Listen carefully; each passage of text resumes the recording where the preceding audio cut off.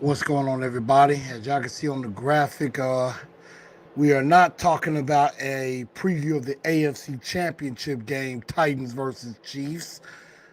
We're going to basically give a quick review of the season um, and talk a little bit about what now, what's next. We're going to definitely go through that and talk about some key awards like, we have some awards to give out, and also the question of what's next as far as what needs to happen. We'll just have an open discussion. Could go a lot of different ways. I didn't really have anything for that. Just basically saying what could be the top needs as far as the off season. Definitely what could happen next for this team going forward. Definitely talking about Harold Landry and some other things. So we're going to get ready to get started in just a minute. Make sure y'all share this show out, and we are going to get ready to get started. And so get ready to tune in. We are going to start in 60 seconds.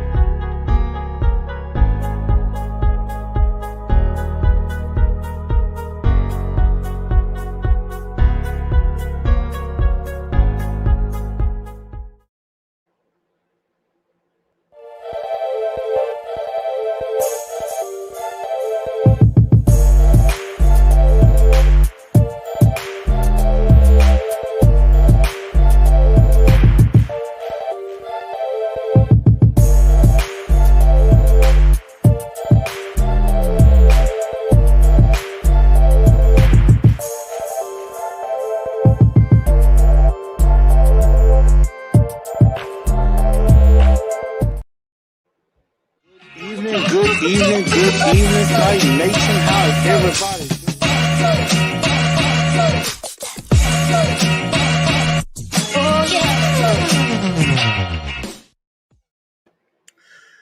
Good evening, Titan Nation. How's everybody doing? Welcome in to Titans and Truth, TNT Tonight. I'm your man, Chris, a.k.a. Blue Enforcer, and we're going to have a very fun episode on this evening. Make sure everybody share the show out first and foremost, and that helps me and helps you guys as well. So definitely make sure y'all share this show out on Facebook, on Instagram, on Twitter, and we have hit almost 1,200 subscribers. So hit that like button, hit that share button. If you haven't subscribed to the channel, please do subscribe to the channel. It would be very, very appreciative indeed. So definitely would thank everybody for that. Also, if you're needing some TNT gear, like this hat that I am wearing right now, you could definitely reach out to my guy Out the Crib Customs. That's at out_the_crib_customs. And just let them know that Titans and Truth sent you over. And you can get one of the hats like the red hat that you see in the graphic, as well as the blue hat that I'm wearing right now. Also, if you need some TNT shirts, you can definitely reach out to Miss Latoya Akinyemi on Facebook, also on Instagram at Queen Butterfly Tees. Also, her email, queenbutterflytees@gmail.com. Also, if all else fails, you can reach out to me on any of the pages that you see here, the Titans of Truth main page, the TNT Enforcers page, on Instagram, also on Twitter, or my email at canewell817@gmail.com. So welcome in, guys, to the show. Glad everybody is here. Shout out to Titan Upload. Thank you for having me on his show last night. And also shout out to the Let's Tighten Up podcast, P. Sharp, Chris Dillard, and Ryan Harris, who had me on their show on Monday. And I see we have a few people here. Alejandro, what's up, sir? Welcome in. Titan Overdrive. What's up, Ben? Tighten up indeed. Crazio, what's up? P Sharp, my brother. How you doing? Ricky saying Todd is the problem. I think a lot of people are saying that right now. Reggie B, good evening, good sir. And we are going to we're going to have some conversation about this Tennessee Titans team and what needs to be done to make things better than it was after Saturday. So let's get into a little news that happened. First of all, congratulations to Harold Landry as he was named to the Pro Bowl today. He will be the injury replacement for Chargers edge rusher Joey Bosa, who cannot participate due to injury. So Harold Landry will join safety Kevin Byard, the mayor of Murfreesboro, in the Pro Bowl in Vegas next Sunday, I believe, in the Pro Bowl. And also if the Chiefs defeat the Cincinnati Bengals and head to the Super Bowl, there will be a third Tennessee Titans defender heading to the Pro Bowl as well, as Jeffrey Simmons is the top alternate. He would replace defensive tackle Chris Jones. If the Chiefs win, then Jeffrey Simmons will go to the Pro Bowl as well. And with Harold Landry going to the Pro Bowl, we know his contract is pretty much up, and the Titans can either franchise tag him, which would be about $18.5 million on the franchise tag, or they could re-sign him to a long-term deal, which I think that is what they're going to try to do, is make sure that a new contract comes down. And Harold Landry, the two sides have already started discussions on that. And Harold Landry has already basically come out publicly and said he wants to stay in Nashville. He wants to stay and be on this team going forward. And if the Titans are smart, they'll try to find a way to get this done. I know there's some salary cap issues going on, but you find a way to get a deal like this done. You find a way to keep Harold Landry in a Tennessee Titan two-tone blue uniform. You don't let a guy like that go. I know there are some people that will say, well, he's too expensive. You're not going to be able to keep him. I've always said this, and other people have said this too. There are 4 premium positions that that's hard to find, and when you find them, you hold on to them. Quarterback, left tackle, cornerback, pass rusher. The 4 premium positions. You have got to find a way to hold on to those people. Even if it does cost you money, you will benefit in the long run. So Harold Landry, they have no choice. J-Ron has no choice. The guy had a breakout year, 12 sacks on the year, and I believe had a sack and a half in the playoff game, part of the 9. Simmons had 3, Dupree had 1, and then the Nico Autry and Harold Landry each had a sack and a half. You have no choice but to resign him. And Steve Crosby said, remove Harold Landry and you're fired. Agreed. And I have to harp a little bit on my guy Austin Stanley of A to Z Sports, because they had a show today and he asked the question, if you had to keep one, who would it be? Ben Jones, who has been serviceable and has been reliable, or do you keep Harold Landry? I commented and said, Landry, pay that man. I'm like, it's a no-brainer. Harold Landry. Now Jack Gentry of the Tighten Up podcast said Harold Landry. Austin said Ben Jones. And I understand, continuity on the offensive line, and he will be cheaper and things like that. But I'm sorry. Pass rushers are hard to come by. And big-time pass rushers do not normally get on the market. Big-time pass rushers do not get to free agency at all. Period. Most people will not allow that to happen at all. So getting to free agency is something that a pass rusher is not allowed to do.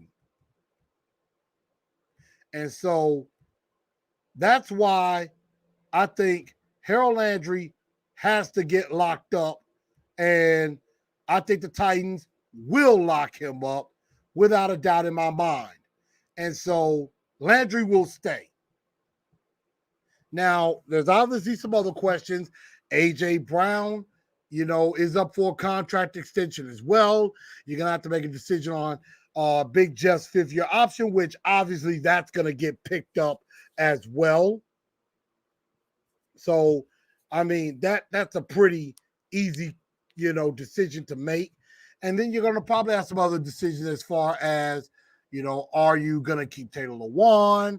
Are you going to keep Roger Saffold and things like that? So there are some other questions that do have to be answered, but congratulations to Harold Landry for making the Pro Bowl. Some other news that came out are some of the coaches that have been fired or let go or will not be returning. At the top of the list is one Jim Haslett, the former inside linebacker coach, also the assistant defensive line coach, Kenichi Aduzi. I know I probably didn't say his name right. Assistant special team coach, Matt Edwards. Assistant strength and conditioning coach, Mondre Gee. Obviously, we don't know why Todd Downing's name is not on here. I have no idea why Todd Downing's name is not on this list. That should be fired. No idea whatsoever.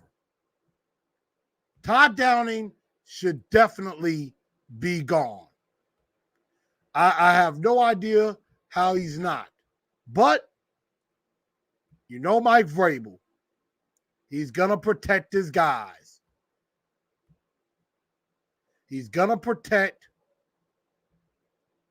He's not going to, allow scrutiny or anything like that. And so it sounds to me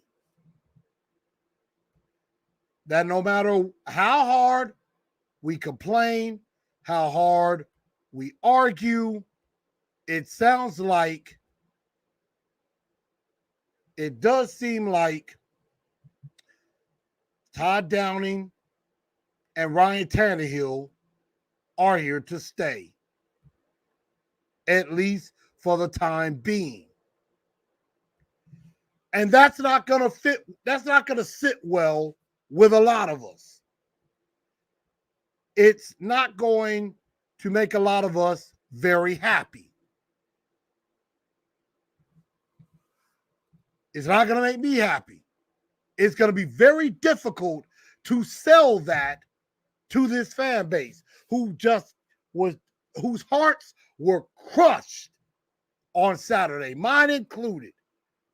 I had a hard time leaving the stadium on Saturday night. A couple of times I had to turn and take one last look before next season.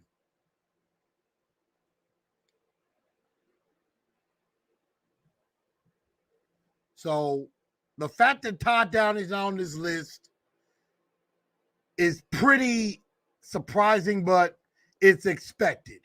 Because it sounds to me like Vrabel is going to stick with the status quo. Unless he surprises us all and completely changes up things, I just don't see it happening. He's going to stick with the status quo. He's going to feed us saying, like he said in the press conference, everybody else around him has to be better, which basically means he's blaming everybody else on personnel and not blaming Ryan Tannehill, who actually cost you the game, or Todd Downing, who has no idea how to call a football game. Let's see. Titan Overdrive says, it's hard to find pass rushers, plays more snaps than anybody. Landry does. Downing should be on that list. Steven says, I have no idea why Hassel is on the list. I don't know either, y'all. Maybe maybe Vrabel and Hassel had a meeting of the minds. You know how Vrabel is an alpha male. He has an ego. He thinks he knows everything and nobody else knows anything. Joe said, we got to let go useless guy like Kendall Lamb. I think Kendall Lamb is gone because you can save about $3 million letting him go. You can save another $7 million by letting go of Jack Rabbit, which he'll probably be gone too.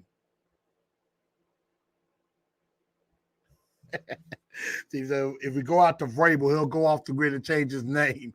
Rick Swordfire. I don't know about that. King Braylon says, we don't move on from Todd Downing. We can kiss the Super Bowl goodbye. I agree, because a lot of people wonder, what is the ceiling for this team? With Todd Downing and Ryan Tannehill, I honestly think, and that's a good question. Matter of fact, I'm going to save that. I'm not going to ask that question about the ceiling yet. That's going to be discussed very soon. Nice little nugget to hold on to. You know? Matter of fact, I'm jotting that down for another show.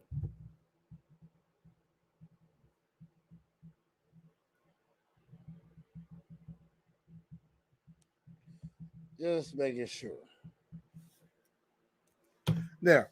Making sure I did down for a future show. Don't want to blow away a bunch of good nuggets.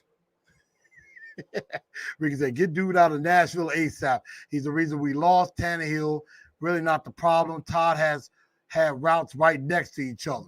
True. T. Cardio says, get him out of Riot. I think a lot of us was mad. P. Shar says, the ceiling is not the roof. True. Wow. So, yeah, I mean, I don't know why Todd Downing has not been relieved of his duty. Maybe that's something that's being discussed in-house. I don't know.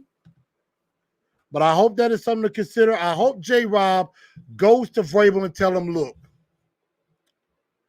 we could do better than Todd Downing. You're the coach, but we need to do better than Todd Downing, in my opinion.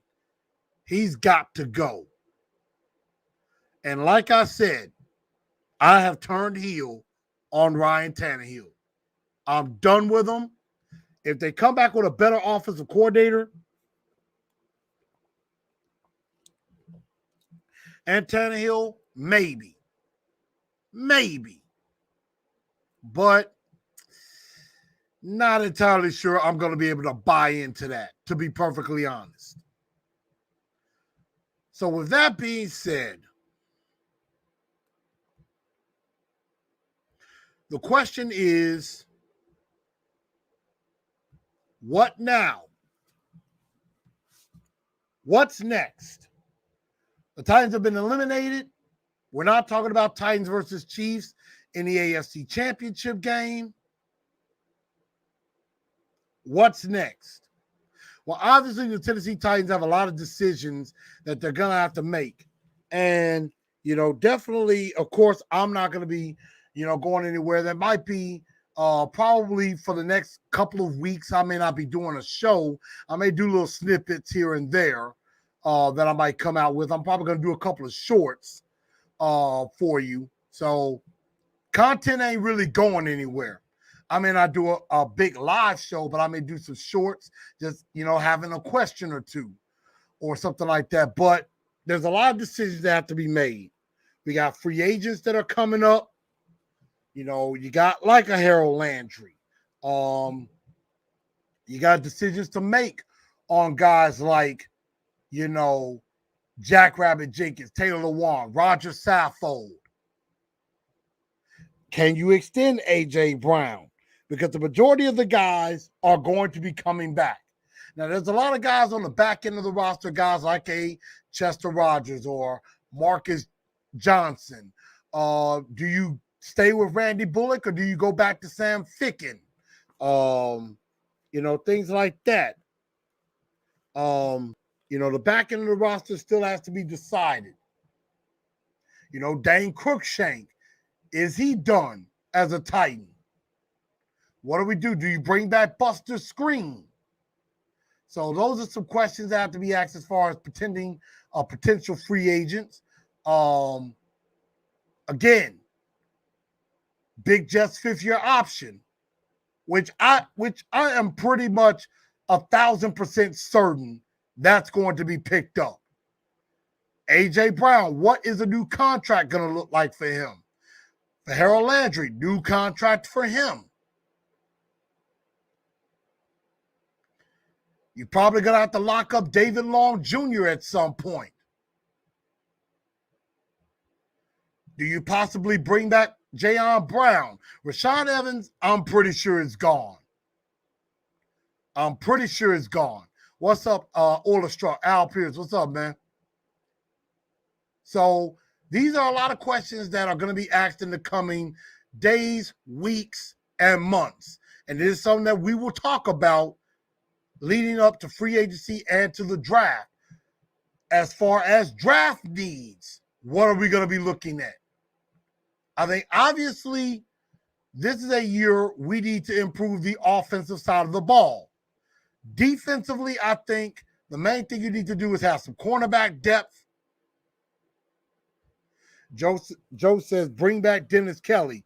That's not a bad option. If you can bring back Dennis Kelly, but I don't know, would Dennis Kelly even be opening to returning? You know, after us letting him go, which I thought was not a great idea. So that's going to be a good question.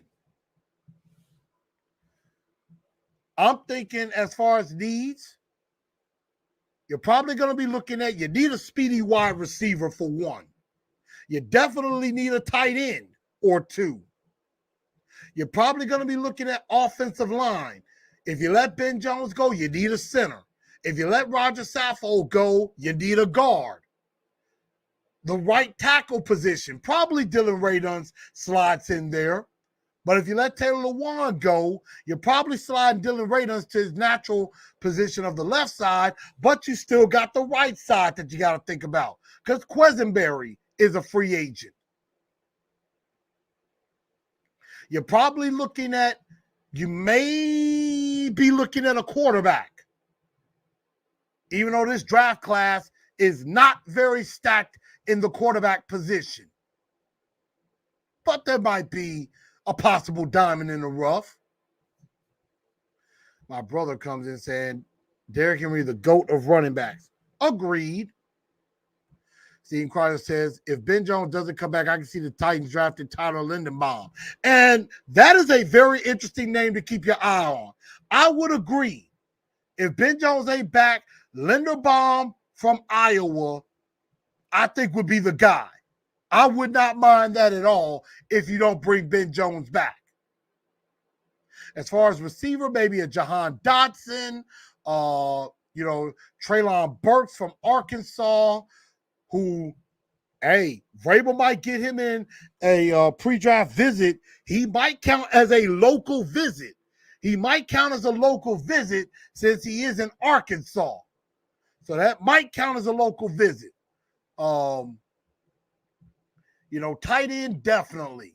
I think there was a report that came out, I think from USA Today, as one potential free agent, a surprise free agent that a team could sign. And they had us linked to Cowboys tight end Dalton Schultz. I'd rather go with Mike Gesicki, but maybe. See, Ricky Jenkins says, wide receiver tight end. Again, we need some speed. And we definitely need O-line help. Olastruck said the O-line help, wide receiver depth, we signed Foreman and Hilliard. Got to get Mike Gesicki. I agree. Foreman deserves to return. He has earned a spot on this team, and so has Dontrell Hilliard. Problem is, Deontay Foreman could be priced out of our range and may want to go somewhere else where he could start.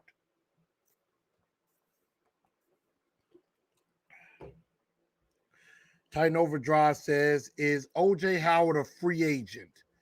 I'm gonna venture and say no. But let me see. I might be able to do a quick lookup. Yeah, give me just a moment. I'm gonna try to see if I can find. Let's see, 4-year deal.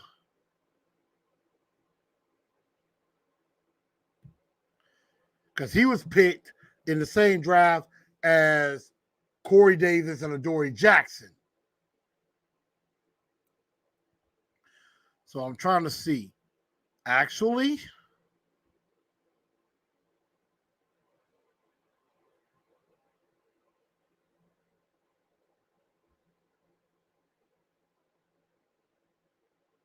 okay, let me see. Yeah, 17, 18, 19, 20, 21. That was his 5th-year option. They picked that up. Yeah, OJ Howard is a free agent in 2022. He sure is. OJ Howard is a free agent. So there's another name. I wouldn't mind that at all.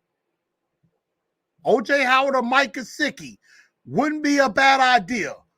If you want some speed, maybe Michael Gallup because he's going to be coming off of an injury. So those are some ways we could go as far as free agency. And, that's something we'll definitely talk more about as, we get closer to that point. Who could we look at? Who could be realistic? And what do the Titans do? Because right now it looks like the Titans have only around maybe $7 million in cap space. And if you're going to do anything, you're probably going to have to free up about 20 to 30 million. If you get rid of Lamb and Jackrabbit, that's 10 million right there. If you get rid of Saffold, that's another 11 million, 10 to 11 million. And you don't have that much of dead cap. I think Taylor Lewan is about 13 million. So if you do that, you're looking at around 34 million. If you let go of those 4 guys, Jackrabbit, Lamb, Lewan, Saffold. But you're going to have to replace the entire left side of your offensive line. So that's something that we have to do. But that's something that we'll definitely talk about in the coming weeks and months. Do they decide to move on from Ryan Tannehill? I would actually be for moving on from Ryan Tannehill. If you can get a guy like an Aaron Rodgers or Russell Wilson in trade, that's probably your best bet. And a lot of people are thinking you should move on from Ryan Tannehill because this might be the ceiling. Now, Buck Rising on his show basically tried to tell all of us Rodgers, Wilson, unrealistic. Don't even think about it. Not gonna happen. Don't even try to think about it. You might as well just accept the fact that Ryan Tannehill is gonna be the starting quarterback next year. That was what Buck said on the Buck Rising show. The question is, are we supposed to accept that? Is that how we're supposed to just accept that? Accept the status quo and just be like, yeah, Ryan Tannehill can do it. He can lead us to a Super Bowl. We know Ryan Tannehill can't do that. Not saying, and maybe he can. I'm just saying he can't. Or switch that around. It's not that I don't think he can't. I don't think he can lead us to a Super Bowl. Again, Ryan Tannehill is about an average, maybe slightly above average quarterback. He'll win you a few games. He'll win you a division if it's weak.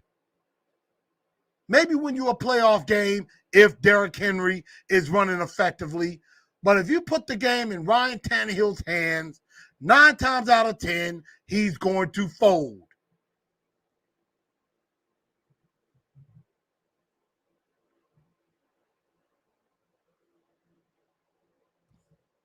Steve Carter said, if we get Wilson or Rodgers, animals are going to fall out of the sky.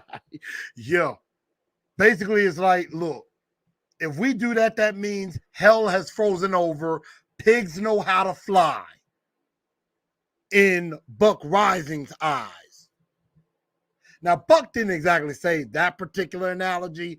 I'm just saying because he basically said the only realistic possibility is Tannehill is your quarterback. Tannehill starts as your quarterback and you draft his replacement, or you bring in a veteran to take over Logan Woodside. Tannehill is still your guy. Pretty much no matter what, Ryan Tannehill is your quarterback. Tighten up low. What's up with you? Welcome on in. I might need to squeeze you in if you want in here. If you want in here, let me know. I'll send you the link right quick. You come on in.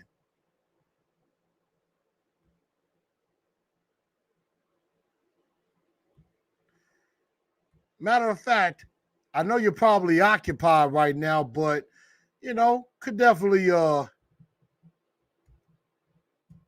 send you some if you want to hop on in here for a minute. So I just sent that to you. 615 podcast. I drafted his replacement in the first round.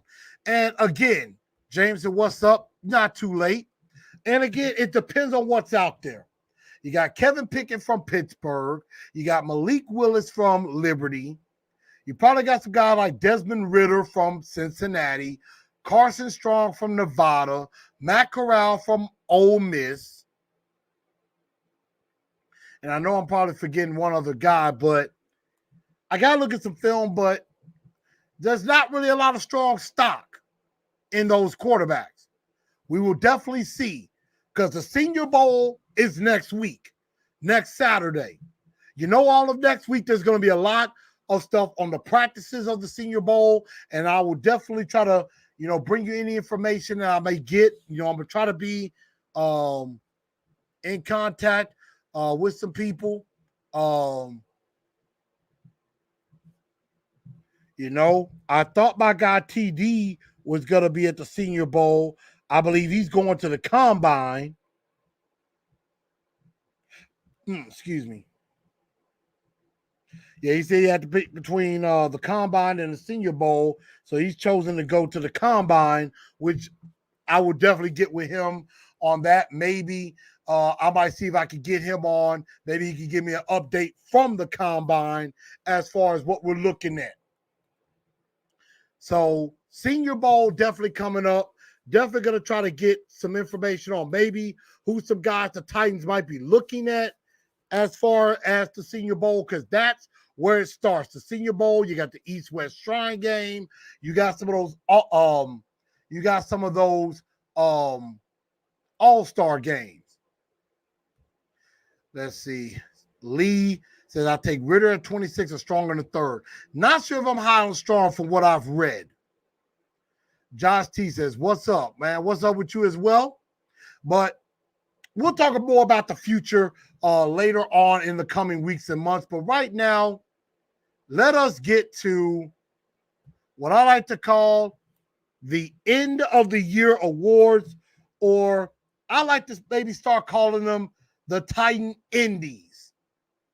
And let me know what y'all think of that name. Do y'all like the Titan Indies as an award name? Similar to the Grammys or the Oscars, Golden Globes. Do y'all think I can call this the Titan Indies? Let me know what you think. Do you like it? Does it suck? Let me know what you think in the comments section. But in here, what we will definitely be talking about is, we got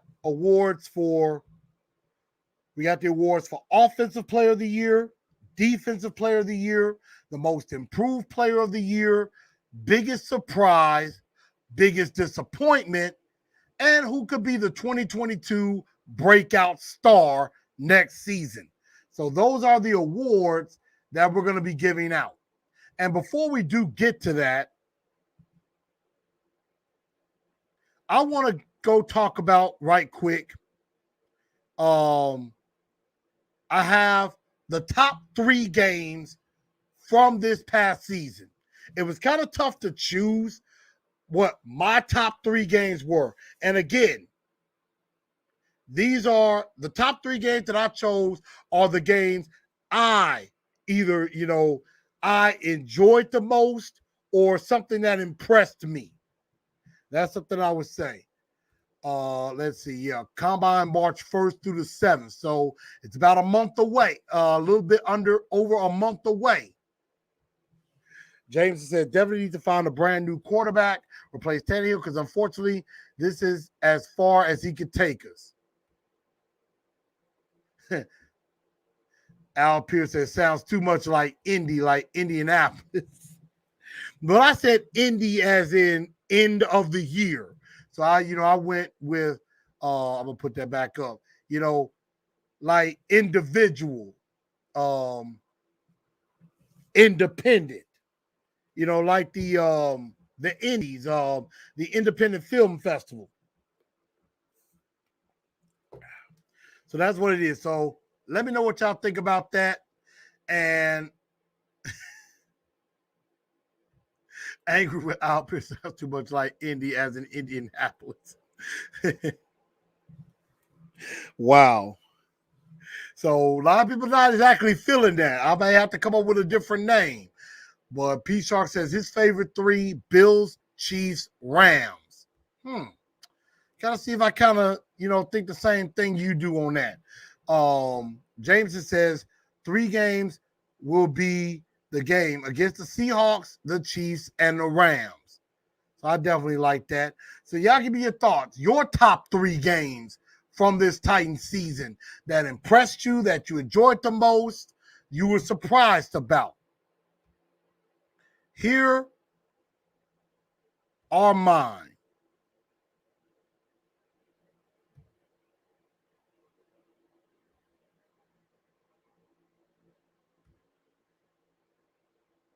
These are my top 3 games of the year. Again, show you out a video because it goes away a little quick.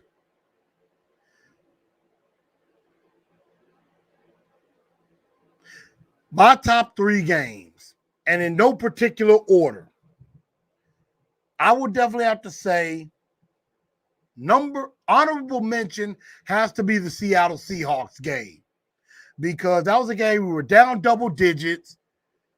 Derrick Henry breaks off a big run. Julio Jones has a big game, 6 catches, 128 yards. The phantom touchdown that the ref should have counted and he didn't. So Randy Bullock kicks his first game winner with the Titans in his first game as a Titan. I thought that was great. And the defense making a big stop on Russell Wilson, forcing the 3 and out and getting us the ball, and we scored and win. So, number 3, I'm going to say the Titans versus Rams on Sunday night. That was the first game without Derrick Henry. National TV. Everybody and their mama think the Rams was just going to run all over us. And the defense showed up, showed out, made Matthew Stafford's life miserable, picked him off, pick 6 by Kevin Byard. Well, 2 picks. Another pick 6 was also almost thrown where David Long picked it off. They scored off of that. Beat the Rams 28-16, and another career touchdown for Adrian Peterson. Number 2 has to be the Kansas City Chiefs game. That one was probably my most surprising result, because as I was doing the live stream, the Titans went up early. I mean, punched them in the mouth early. Probably one of our most dominating complete performances of the year.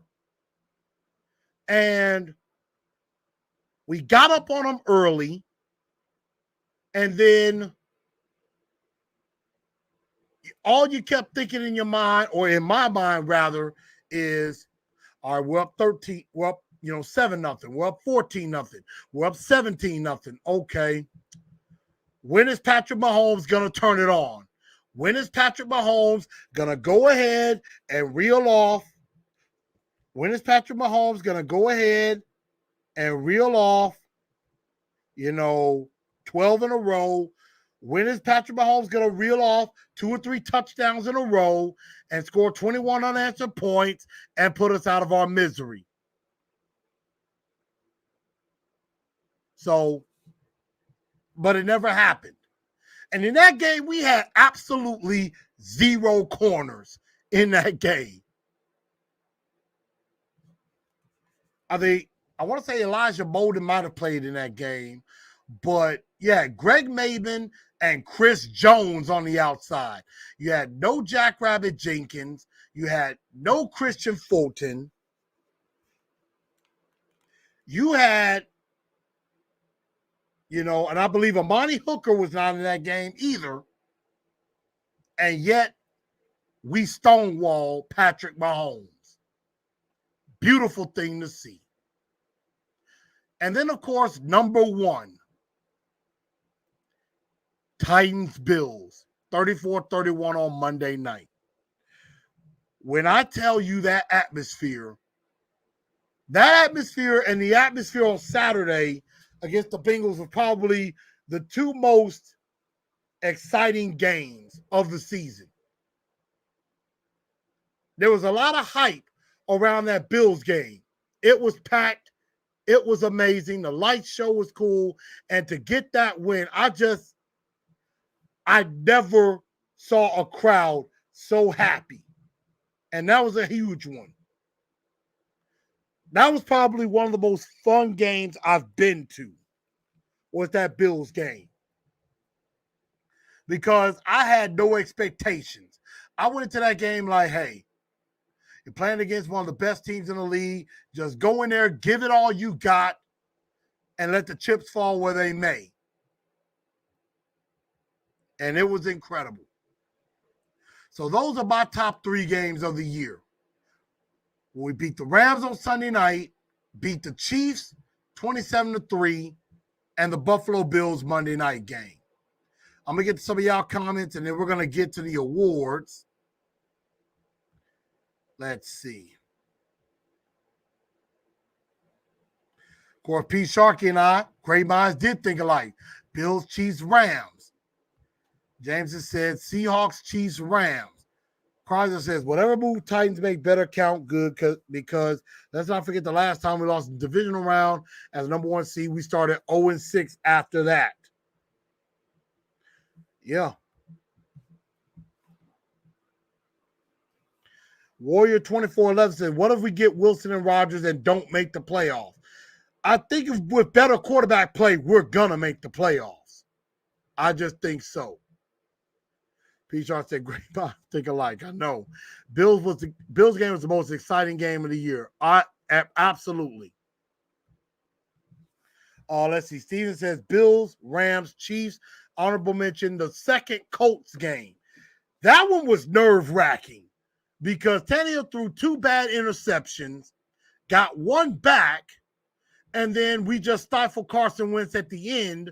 Got the pick 6 to kind of to take the lead, and then we played prevent defense and basically threw up pass interference calls by Carson Wentz. They kicked the field goal and we tied, and then we picked them off in overtime to win.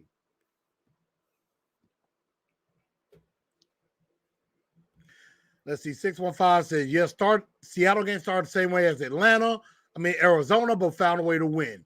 P. Shark said he went to the LA game, was his favorite. Tight fan said no quarterback can be good without tight ends. Yeah, definitely got to pick a tight end in the draft. Let's see, Ms. Mims. Let's see, just got in from Bible study. Hey, I understand. I know Wednesday night is Bible study. Praise the Lord. Now, Mario Houston says, like your list, but the 49ers game was a good one. And it was. That's why this was a hard list to choose, because I thought about that game as well. The Colts game, the second one, was definitely back and forth entertaining. That 49ers game was very good too. So let's get into the awards. First off, we're going to start with the breakout star of the year. or we're going to start off with who you think could be the breakout star next year. Who's the guys that you think could take that next step and become stars next year? I want to get some of y'all comments, but I am going to announce who that is. I mean, you could probably take a look at Elijah Molden continuing to break out. You could probably take a look. Hey, Zach Cunningham could break out and have a really big season, even though he's a great player already. I'm talking about breaking out for this team. Who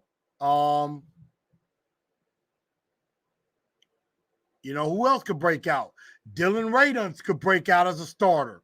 Caleb Farley, coming back from that injury. So who do y'all think is your breakout star of the year? And Steve Crosio says Julio Jones. That's not bad. 615 says Elijah Molden or NWI. So the question is NWI will be on the team next year, but obviously I think they love him mainly for his special teams play.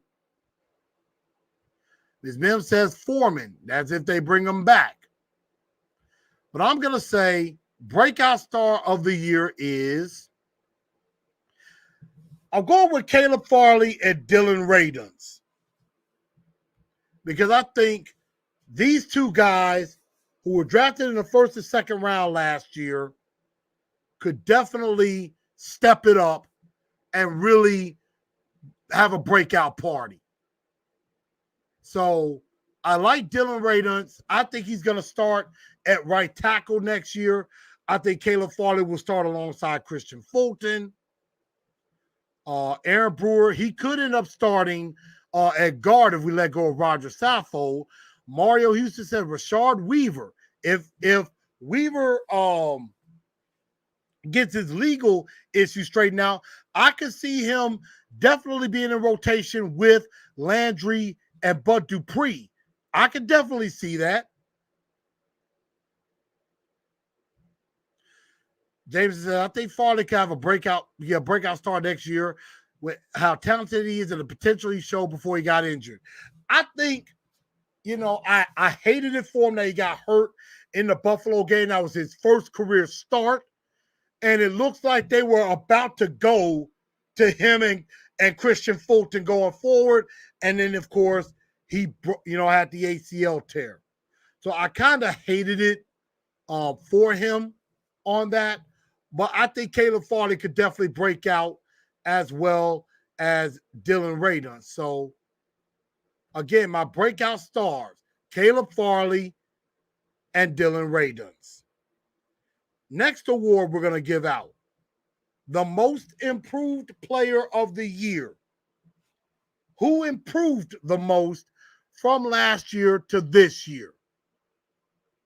Somebody who could have been the breakout star that we thought from last year. Improved. Maybe somebody like a NWI. Maybe it's somebody like a David Long. Somebody like Amani Hooker or Dane Cruikshank, coming in. So, who is your most improved player of the year?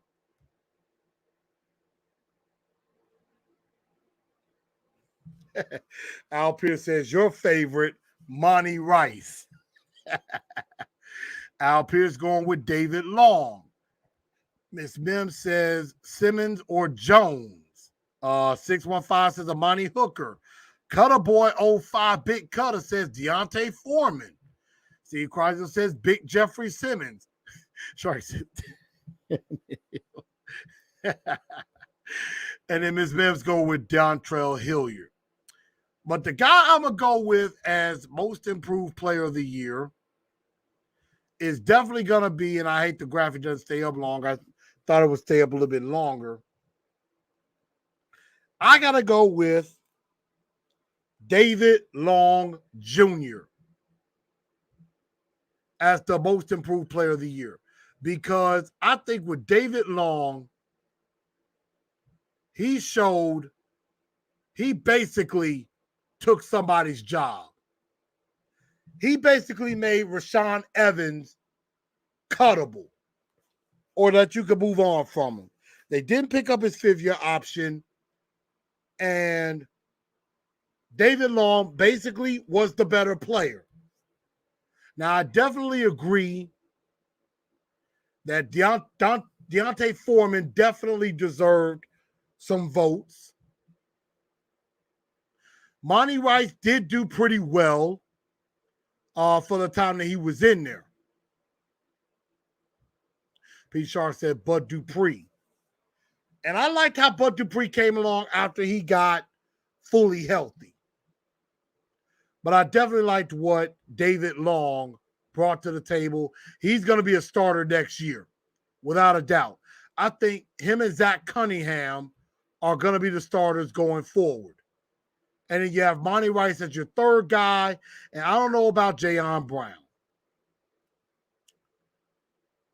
Now, who was your next up? I'm going to say, who was the biggest surprise in this season? You could go a lot of different ways with this. You could go D'Onta Foreman coming in and doing some good. Dontrell Hilliard, coming in out of nowhere doing some good. Zach Cunningham being picked up in the middle of the season. So who was your biggest surprise out of the season? Let's see. Steven Crowder said Nick Westbrook-Ikhine. Al Pierce says Buster Skrine. 615 says Foreman and Hilliard. Vibe Runner says Firkser, maybe not for a good reason. Ian says Fulton and Foreman. Yeah, Vibe Runner says Firkser surprised me in the wrong way. Mario says whole defense. Blavin Patel says Foreman. I know we got about 30 to 31 people in here. Appreciate everybody in the chat. Appreciate everybody in the room. Again, super chats are appreciated as well. Definitely make sure you tighten up that like button. But I'm going to go a little bit different way than a lot of you are going to go. And the biggest surprise is got to be Zach Cunningham coming in. I mean, the fact that Zach Cunningham came in mid-season and did a lot of good things was something incredible.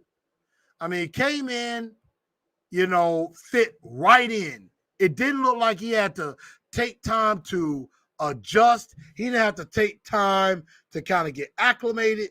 He just fit right in right away and looked good. So my biggest surprise is definitely Zach Cunningham, who will be a starter next year. Rob Runner says 41 fit like a glove. Overdrive acquiring Cunningham. Ms. Mim says first touchdown for Julio Jones in Houston. Some people are agreeing about David Long being most improved.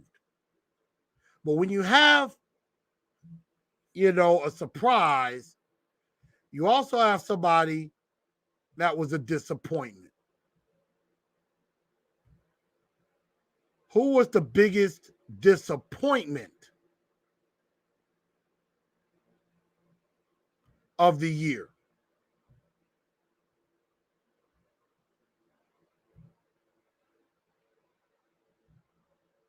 And I'm going to go a different route with that as well. biggest disappointment of the year. Who just, you had high expectations, but they let you down. But they failed you. So I'm gonna give y'all some time. I'm gonna give y'all a few seconds to give me your thoughts. Who was your biggest disappointment? Ian goes with Firkser. Crosby Ryan Tannehill. P. Shark says Firkser. Ian going with some others saying Tannehill. Zarice, what's up, man? Titan Overdrive says Julio. Bob Runner's going with Julio. Al Pierce saying Firkser. Our brother Christian going with Tannehill, hands down. Others going with Tannehill. Blavin Patel saying Nate Davis. Ms. Mim saying Downing and Tannehill. A lot of people going with Tannehill. A lot of people going with Firkser. Bowen is a pretty good surprise. I will say that. But I will say biggest disappointment has got to be Julio Jones. And let me explain why I say Julio Jones. Because it is not in the way that you think. Julio Jones being a disappointment, it's not because of him. I blame that more so on play calling and play design and also on Tannehill.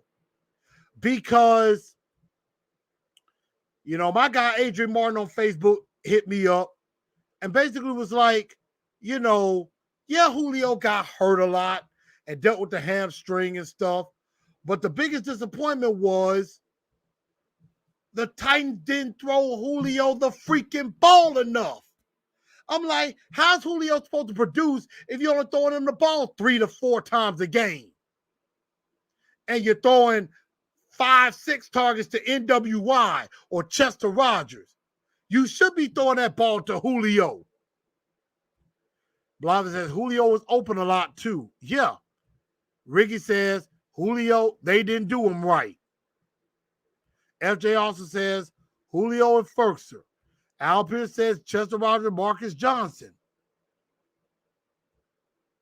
You know, Classic Rod says Tanny was fool's gold 2 years ago.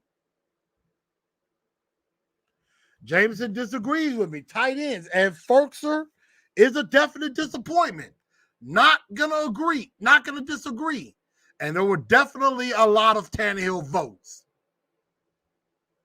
So, yeah. Julio, they need to target him more. And I was sad for Julio. I felt sad for Julio. I really did. But I think Julio will come back stronger and better next year. And I'm going to go ahead and get this award out of the way because we'll get to the star of the year later on, kind of twofold. But I'm going to go ahead and give away my dunce of the year. And this is pretty much the easiest one of them all. Right there. Your dunce of the year is pretty darn simple. Todd Downing. Downing. Todd Downfall is your dunce of the year. And a small tribute to him.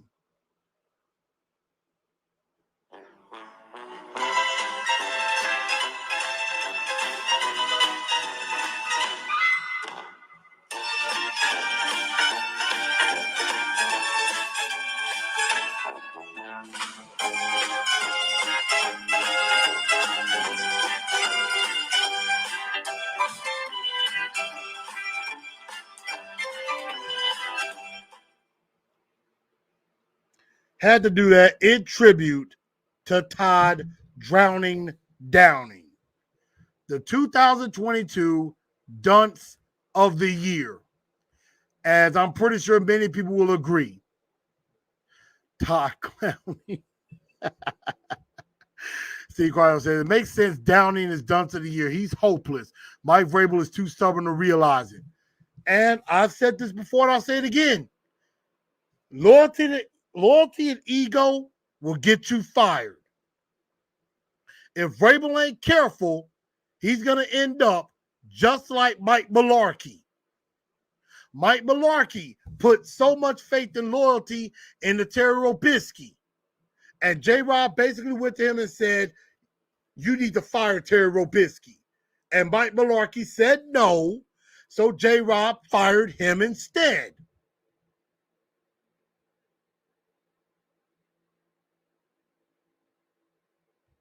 Albert said, yep, and he still has a job. Why? No idea. Mario says, yes, Lord, he was a trash.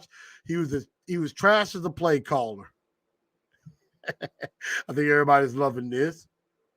Have you heard the rumors that Jacksonville is wanting to interview Todd Downing? That will probably make all of our dreams come true, although the rumor is in Jacksonville that they're set to hire Byron Leftwich as the head coach of Jacksonville. They're probably bringing a prodigal son home. Ricky Rich refs Rod Julio out of a lot of TDs. And I would agree. Blavin Patel said, same reason Mularkey was fired. Next year, they may explode. FJ Awesome. Next year's dunce is going to be Vrabel if bringing back both Clowning and Fool's Gold Tanny. It sounds like that's what they're going to do. It sounds like Vrabel is happy with the status quo, and he's just going to stick with that. So, P. Sharkey says, yeah, the Jags did hire Byron Leftwich today. So, Byron Leftwich looks like he's officially going to be the coach of the Jacksonville Jaguars. And, you know, offensive-minded, he's been a quarterback. He might be a guy that could get Trevor Lawrence where he needs to go. But we have a couple of awards left, and we have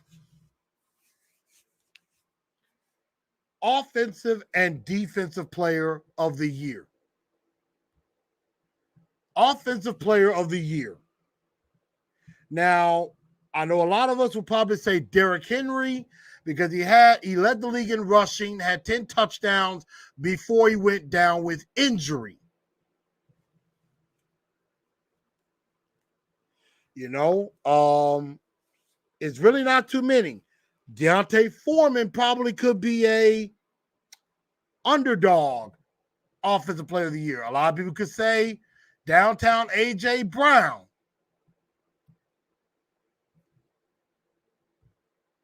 I did see a little bit of that clip.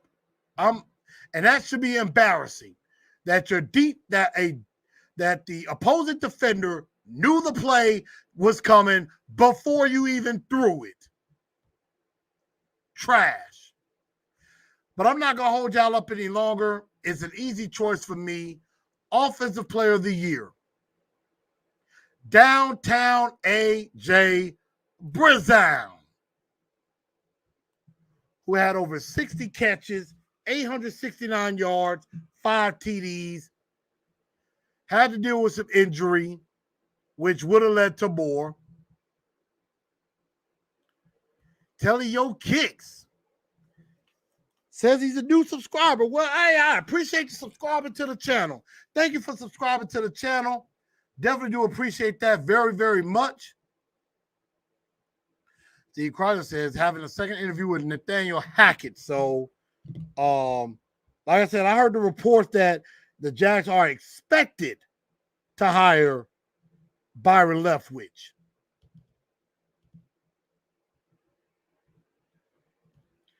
Let's see.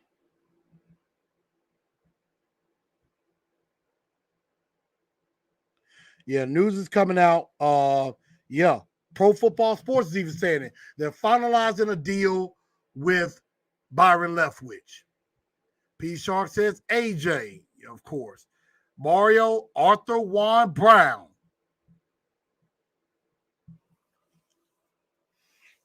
AJF said, hey, we were saying the same thing about defense last year. That's true. We'll see. Blavin Patel says AJ. Telio Kick says AJ. Steven Crosby says AJ. 615 Podcast says Defensive Player of the Year, Harold Landry. Blavin Patel says Trey Tannehill on the third round pick next year, load the contract off and go get Aaron Rodgers. We'll definitely see.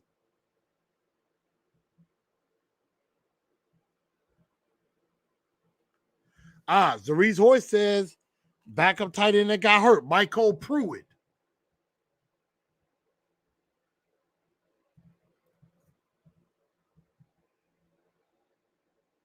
Titan Anderson chiming in. What's up with you? Can't be Offensive Player of the Year and missed games. AJ missed. True, he missed some games. But when he was in there, the dude put in work. The game against San Francisco pretty much saved our season. Had the big touchdown against Indianapolis. Had the big touchdown in the playoff game. So that's why I go with Arthur Juan Brown, because, I mean, what other choices were we going to have besides Derrick Henry? Tannehill, not really. So A.J. Brown, imagine with an elite quarterback. I would say him and Julio. And A.J. did have some drop passes too. I do agree. But now we get to the final award of the night. The Defensive Player of the Year. And there's a lot of guys that could be nominated. You could have Harold Landry, 12 sacks. You could have Big Jeff, 8.5. Danico Autry, 9 sacks. You know, Bud Dupree came on strong with 3 sacks. You could say David Long Jr. You could say Christian Fulton was a lockdown corner. Kevin Byard with 5 picks. Shane Bowen turning his defense around. Josh T says Byard, all pro. Bob says Big Dog 98, Simmons. This man's going with Simmons. Blavin Patel says Big Jeff. Mario Hughes says Big Jeff. Crosio says Harold Landry. Telio Kick says Big Jeff. Cutter Boy, hands down Big Jeff. Blavin Patel, Big Jeff.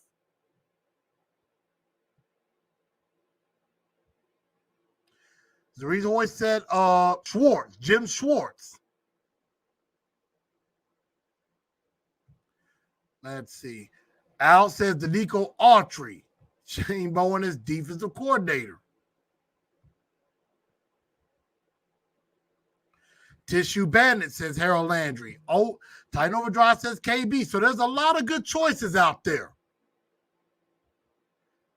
But I'm going to say the Defensive Player of the Year and the stars of the Two-Tone Blue stars of the year is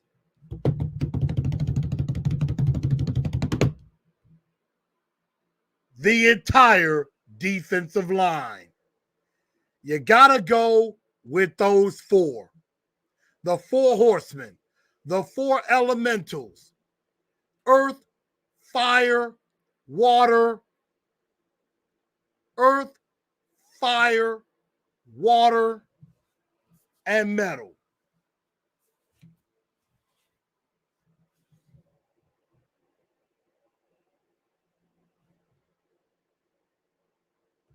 I'm sorry. Earth, air, fire, water. My bad. Earth, air, fire, water. The defensive players of the year and the Two-Tone Blue stars of the year is that defensive line. Because they all stepped up and were the reason that the Titan defense was as great as they are. Classic Rod is right. Earth, wind, fire,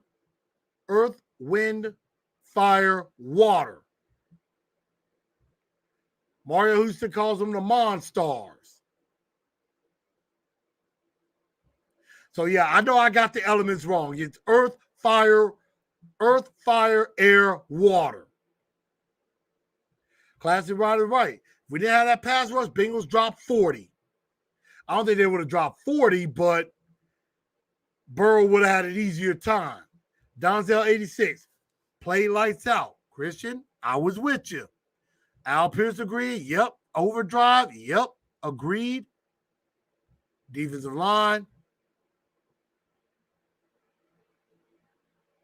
Dunce of the year. Vrabel for defending Downey and Tannehill.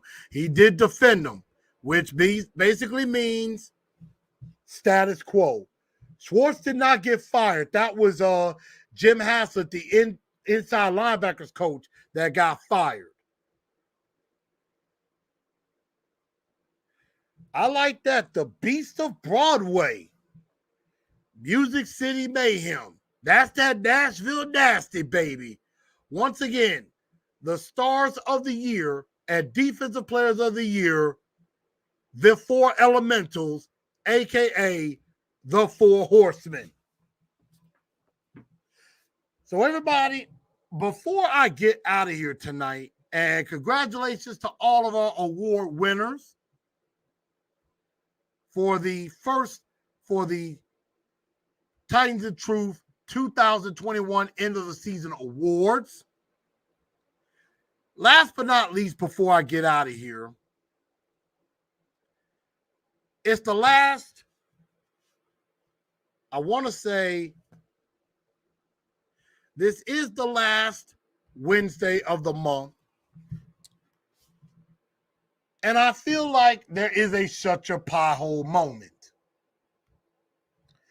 And my shut your pie hole moment has to go to anybody that defends Ryan Tannehill right now. I know Buck has defended him. Taylor Lewan obviously went on on his podcast, Busting with the Boys, defending him.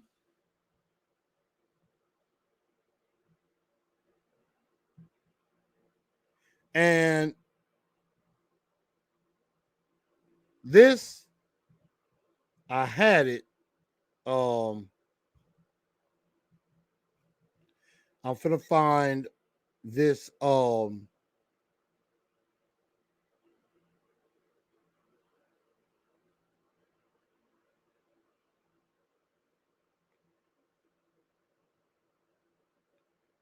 trying to find the clip. Yeah, here it is. Taylor Lewan defended Tannehill. It's worked out before, and you guys all fucking said he was the greatest. Like, just because it didn't work out doesn't mean he's any different, dude. He's a fucking stud. And with the boys ride or die with Tanny, he is literally revived the Tennessee Titans. Mm-hmm. Along with the new defense. He's a fucking awesome dude too. I just hated it for him when how all that went down, and I just know he probably puts a lot of that. I mean, like every competitor does, you just put. So I played a quick clip because I know the language is a little crazy. But basically, they defended Tannehill, which, of course, they're going to, Taylor Lewan's not going to throw his teammate under the bus. Vrabel's not going to throw his quarterback under the bus or his offensive coordinator. But to that and to anybody that defends Tannehill, shut your pie hole. Y'all know for a fact he sucked. He is the single reason you lost the game. Single reason that you lost this game. No ifs, ands, or buts about it. And I know people say, Tannehill feels bad. He should feel bad. He should feel awful. And the worst thing about it is that I say why you shouldn't defend him. The press conference on Saturday, did he ever once say, it's my fault that we lost this game? He never once said, I'm the reason we lost. I take full responsibility. I lost the game. And then on locker cleanout day, A.J. Brown was the only offensive player that said anything. Tannehill didn't come out and face the music. Lewan at the time didn't face the music. None of that. So to anybody that defends Ryan Tannehill, from Buck Rising to Taylor Lewan to Tannehill, to everybody on Facebook or on Twitter that's defending him, to Tannehill himself who didn't come out and face the music and say it was on me and take account, hold yourself accountable. Shut your pie hole. Tannehill is not the guy. Plain and simple.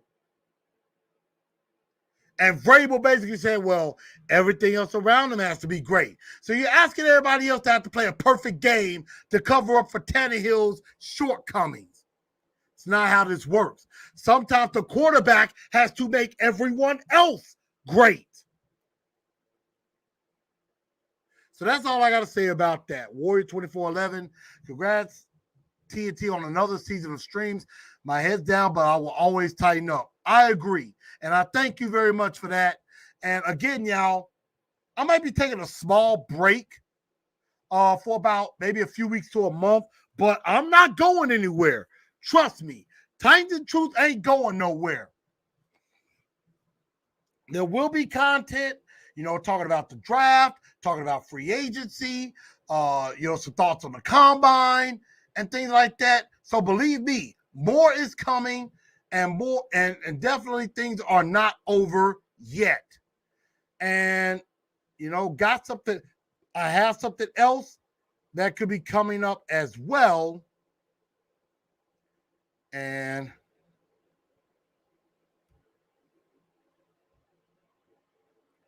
I just had it, but lost it.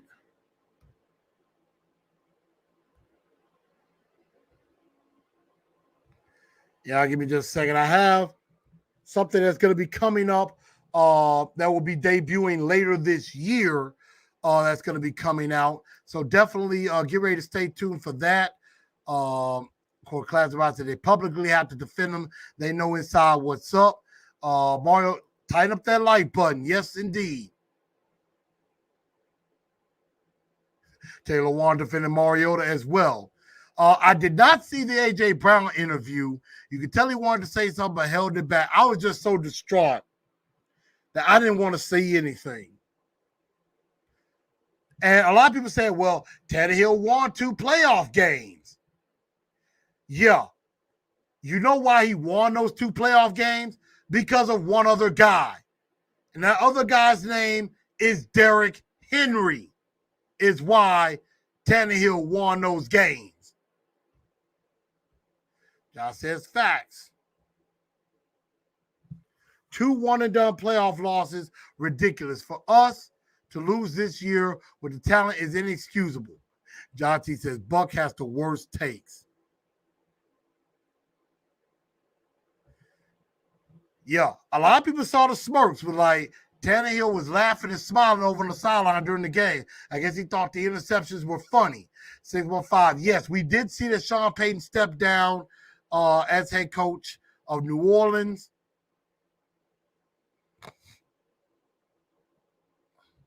Yeah, I couldn't sleep much that night. Could not sleep at all.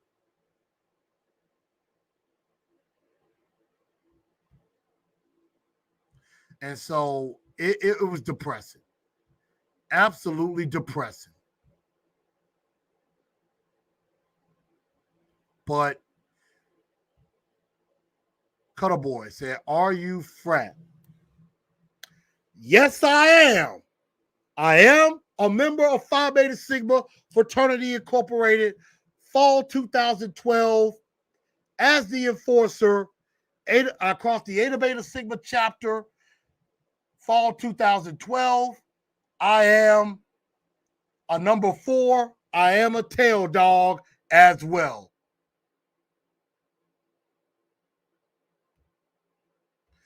He rode the back of his running back and finally got exposed. Very true.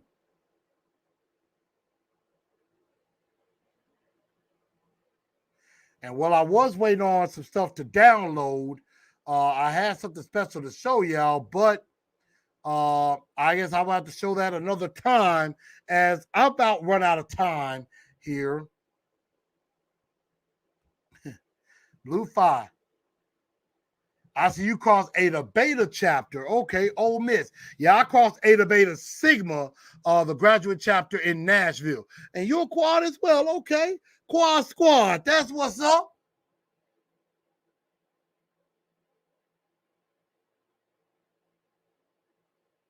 And yes, I did watch that out kick with Clay Travis. And him and Stephen A. Stephen A said some stuff, and it was dead on. Dead on accurate. I felt no lies were told. But everybody, that just about will do it for me.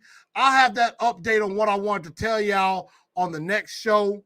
I know it's still upsetting Ms. Mims, but we're going to have to move on somehow, and it's going to be hard to do. But again, I thank y'all. Y'all help me hit now 1,200 subscribers.